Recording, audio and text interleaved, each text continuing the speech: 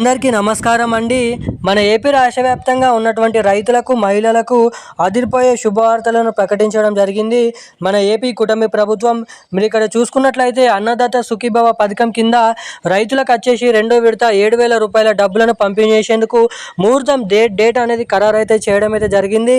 ఇక ఎట్టకేలకు ఈ అక్టోబర్ నెల చివరి ఆఖరిలోపు ఎవరైతే రైతులు ఉన్నారో రైతులకు అన్నదాత సుఖీభవ 7,000 రూపాయలు, అటు పీఎం కిసాన్ 21 విడత కింద 2,000 రూపాయల నిధులను అయితే పంపిణీ చేయబోతున్నారు.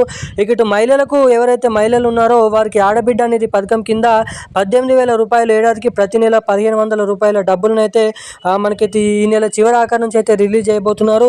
మొదటిగా 18వ తారీఖు నుంచి జమ చేస్తామని చెప్పి అనుకోని కారణాల వల్ల మళ్ళనైతే వాయిదానైతే వేయడం అయితే జరిగింది.